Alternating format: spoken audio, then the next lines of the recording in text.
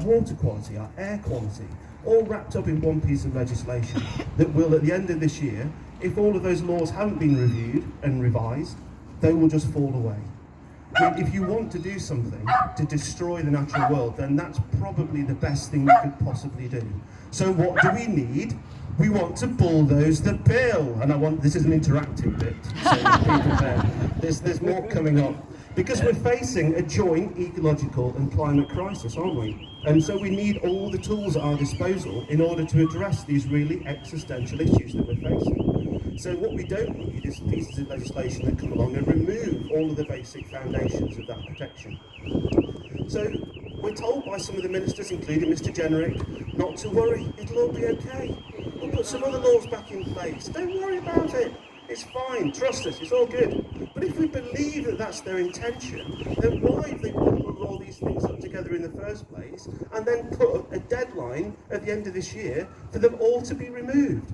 If you want protection, if you want nature's recovery, if you want to actually retain the really important pieces of legislation that we got, you just don't do that. So that's why we need to bulldoze the bill. Thank you. Well, we're getting there. There's another one or two to come. So we also want to address this point, and Adam touched on it briefly, is that we're told in some ways that all of this law that is now wrapped up in this bill has been done to us by Europe, and therefore it's bad, and therefore it's got to be dealt with, and it's got to be thrown away, and it's got to be binned off. That is simply not the case. The UK has been a leader in developing environmental laws and regulation into Europe. And it's our UK ministers, our UK civil servants, who have actually drafted a lot of this legislation. The Birds Directive and the Habitats Directive, you might be interested to know that Boris Johnson's dad was involved, when he actually was in Europe, in drafting the Habitats Directive. So we've actually been fundamental at the table, at the top table in fact, of actually drafting this legislation and pushing it through.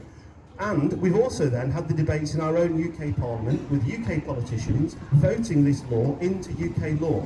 So we've been involved in drafting it, we've debated it, and it's been drafted into our own legislation. Simply because it's connected to Europe doesn't mean it's bad. So therefore we've got to really get on top of this and make sure the politicians know that we need to bulldoze the bill.